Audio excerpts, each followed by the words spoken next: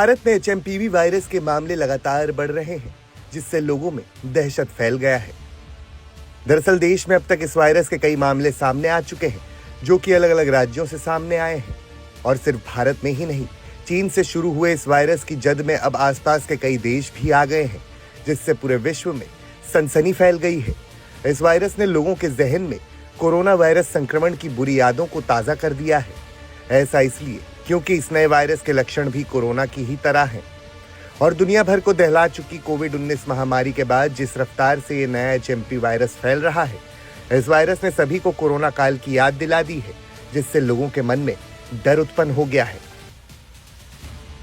HMP virus के लक्षण: बच्चों बुजुर्गों पर करता है अटैक, सांस से जुड़ी समस्याएं, फेफड़ों की नली में इंफेक्शन, खांसी और सांस लेने में दिक्कत, गले में खराश, नाक बहना, बुखार, ठंड लगना, सिर दर्द और थकान।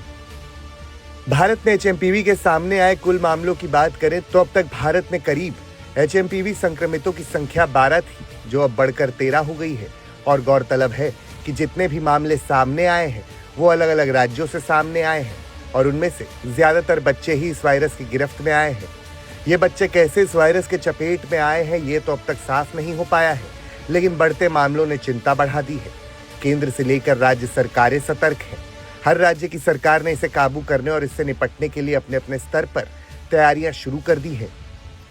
डॉक्टरों के मुताबिक इस वायरस के लक्षण कोविड या किसी नॉर्मल फ्लू की तरह ही हैं, तो सावधानी भी उसी तरह से बरतनी होगी। क्या सावधानी बरतनी होगी? हाथ बार बार धोना, सैनिटाइजर का इस्तेमाल, सोशल डिस्टेंसिंग, मास्क पहनना। खांसी, जुकाम, बदन दर्द, सांस संबंधी समस्या या फिर सिर